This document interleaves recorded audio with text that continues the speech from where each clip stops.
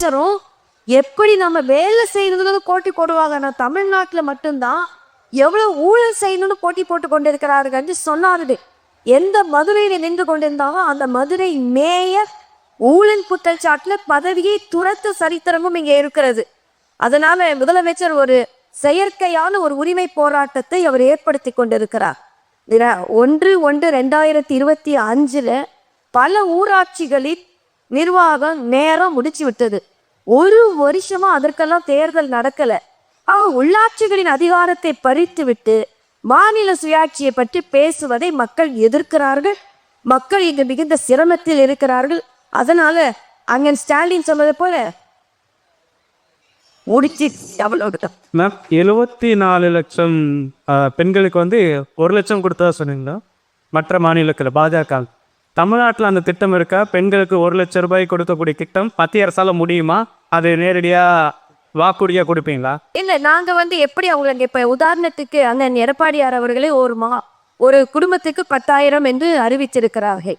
நாங்க எங்களால மக்கள் இப்ப உதாரணத்துக்கு முத்ரா வங்கி திட்டம் 3 லட்சம் கோடி அமௌண்ட் தமிழ்நாட்டு பத்திரம் கொடுக்கப்பட்டு இருக்கிறது. அதை எப்படி மக்கள் தொழில் முனைவர்களாக மாற்றுவோம் இப்ப இருக்கிற திட்டத்துல இருக்கு, எப்படி அவங்க மேம்படுத்தும்ன்ற திட்டம் நிச்சயமா இருக்கும். ஏற்கனவே மத்திய அரசின் அந்த திட்டங்கள் அவருடைய லட்சாதிபதி ஆக்கி கொண்டிருக்கிறது என்பதுதான் எனது கருத்து. நிதிஷ்குமார் பதவி விலகிட்டாங்க. இதே பத்தி என்டிஏ கூட்டணி இருக்க எல்லாருமே ஒரு அழுத்தம் தருது. இதேதான் நாளைக்கு எடப்பாடி பழனிசாமிக்கு நடக்கும்னு சொல்லிட்டு காங்கிரஸ் எம்பி ட்வீட் பண்ணியிருக்காங்க. அப்படி பத்து புரியுது. நான் இது முதலமைச்சர் நீங்க தப்பிட்டீங்களா?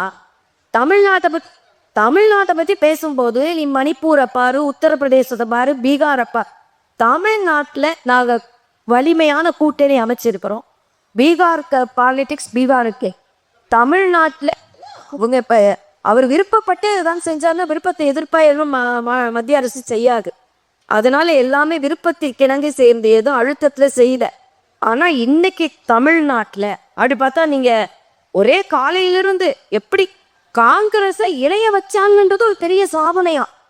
எப்படி இணைய வைத்தார்கள், யார் இணைய வைத்தார்கள், எப்படி இணைய வைத்தார்கள், திரை மறைவிற்கு பின்னால் யார் வேலை செய்தார்கள், திரைக்கு முன்னால் யார் வேலை செய்தார். ஒரு கூட்டணிக்கு இவ்வளவு பிரச்சனை உங்களுக்கு. அந்த நாட்டையே நிர்வகித்து கொண்டிருக்கிறார் மரியாதைக்குரிய பாரத பிரதமர் அவர்கள்.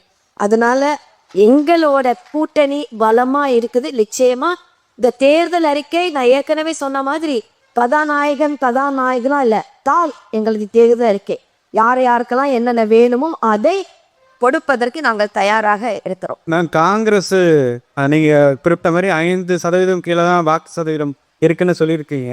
முன்னாடி எல்லாம் அவங்களும் 28 சீட்டு வாங்கிட்டாங்க. நீங்க கடந்த நாடாளுமன்ற தேர்தலில் 11% வாக்குன்னு சொல்லியிருந்தீங்க.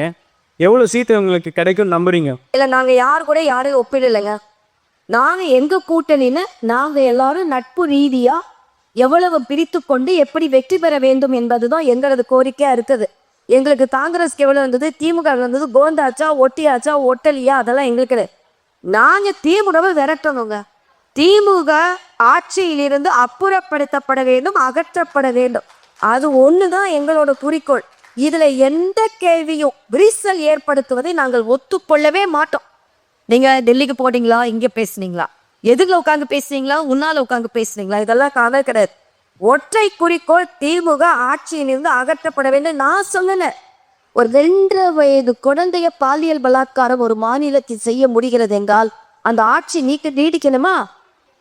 அங்க நாக்குநேரியில பட்டியலின மக்கள் 2 பேர் கொலை உண்டிருக்கிறாங்க. இப்படிப்பட்ட ஆட்சி நீடிக்கணுமா? திமுக நிர்வாகி இது வெளியேதான் இல்ல, ஃப்ளைட்ல போனாலும் சும்மா இருக்காங்க. ஃப்ளைட்ல பாலியல் பலாத்காரம் செய்து அதற்காக திராவிட முன்னேற்ற கழக நிர்வாகி கைதாகி இருக்கிறாங்க. எங்கே எந்த கட்டுப்பாடும் இல்லையே. மக்கள் மிகுந்த சிரமத்தில் இருக்கிறார்கள். அதனால் எங்களது ஒற்றை குறிக்கோள் திமுக அகற்றப்பட வேண்டும். ஏற்கனவே முதலமைச்சர் சொல்லிட்டாரு, முடிஞ்சிச்சு, அதை நானே முடிச்சு வைப்போம், அவ்வளவுதான் எங்களோட.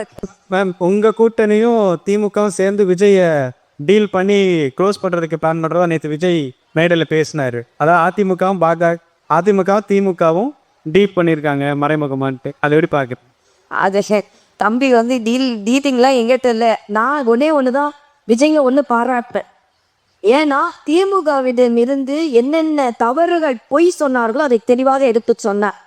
அது வந்து நீச்சா இருக்கட்டும், விவசாயிகளுக்கு மானிய விலை கொடுக்கறதாக இருக்கட்டும், பெண்களுக்கு கேஸ் மானியம் கொடுக்கறதாக இருக்கட்டும், அதெல்லாம் தெளிவாக சொன்னார். அதனால அவரின் திமுக எதிர்ப்பு கருத்தை நான் வலிமையாக ஏற்றுப்போகிறேன். மக்களும் அதை வலிமையாக ஏற்றுக்கொள்வார்கள். அது டீலு ஸ்டீல் எல்லாம் ஒன்றும் கிடையாது. தம்பிக்கே தெரியும், சும்மா பேசணும், விளையாட்டா பேசுறாரு, அவ்வளவுதான். முதல்வர் ஸ்டாலின் வந்துட்டு திராவிட மாடல் ஆட்சியினால பயன்படாத குடும்பங்களே தமிழ்நாட்டில் இல்லை அப்படிங்கிற வகையில் சாதனை திட்டங்களை நிறைவேற்றியிருக்கோம் அப்படின்னும், அதே போல் தமிழ்நாட்டை முதன்மை மாநிலமாக ஒன்றிய அரசினுடைய மத்திய அரசினுடைய புள்ளி விவரங்களே மறுக்க முடியாத மாநிலமாக உருவாக்கிக்கும்னு சொல்லிட்டு தொண்டர்களுக்கெல்லாம் கடிதம் எழுதியிருக்காரு.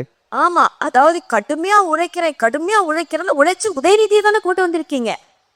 ஒரு குடும்பத்துல ஒருத்தர்களை திருப்பி கொடுக்கறதுக்கு உழைத்து கொண்டிருக்கிறீர்கள். இன்னொன்று, தமிழ்நாடு முதன்மை மாநிலமாக இருந்தா எல்லாரும் சந்தோஷம்தான். ஆனா முதன்மை மாநிலமாக ஆவதற்கு தமிழர்களின் உழைப்பு, தமிழர்களின் ஈடுபாடு, தமிழர்களின் அறிவாற்றல், தமிழர்களின் சுறுசுறுப்பு, இதுதான் காரணமே தவிர ஸ்டாலின் நிச்சயமா காரணம் அல்ல. இன்னொரு கணக்கையை சொல்றேன். 11.5% வளர்ச்சி அடைந்த மாநிலம் எந்த மாநிலமும் கிடையாதுன்றாரு. இதுல மத்திய அரசின் பங்கு முழுவதுமாக இருக்கிறது. இங்க தொழில் முனைவோர் அதிகமா இருக்கிறதுனால பொருளாதாரத்துல மேம்படணும். உதாரணத்திற்கு முத்ரா வங்கியில நாடு முழுவதும் 30 லட்சம் கோடி கொடுக்கப்பட்டிருக்கிறது. தமிழ்நாட்டுல மட்டுமே 3 லட்சம் கோடி கொடுக்கப்பட்டிருக்கிறது. இது 68% பெண்கள், 11% சிறுபான்மையினர். அதே மாதிரிதான் நாங்க சாங்கையோட வியாபாரிகளுக்கு பல லட்சமான பெண்களுக்கு கொடுக்கப்பட்டிருக்கிறது. மத்திய அரசின் துணை இல்லாம இது பொருளாதார மேம்பாடு கிடையாது. இந்த முதல்வர் எங்க வேணாலும் போய் சொல்லட்டும், தனி மாநிலம் கிடையாது, எல்லாவற்றிலும் மத்திய அரசின் பங்கு இருக்கிறது. தேர்தலுக்காக அண்ணன் இன்னும் 2 மாசத்துக்கு இப்படி கடிதம் எழுதி கொண்டிருப்பார். மக்கள் அதில் சட்டை செய்ய மாட்டார்கள் என்பது எனது கருத்து.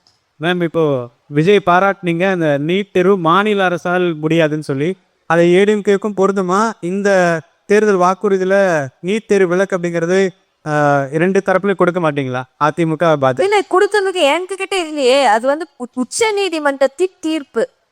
உச்ச நீதிமன்றத்தின் தீர்ப்பை யாரு என்ன செய்ய முடியும்?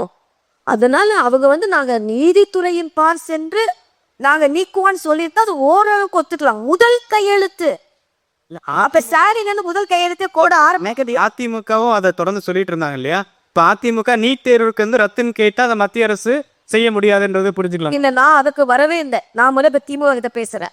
திமுக ஏன் அப்படி சொன்னாங்க? முதல் கையெழுத்துன்னு சொன்னாங்க. அதுக்கப்புறம் உதயநிதி போய் கோடி கையெழுத்து வாங்கி நான் ஜனாதிபதிக்கு கொடுப்பேன். என்ன அர்த்தம் தெரியாது.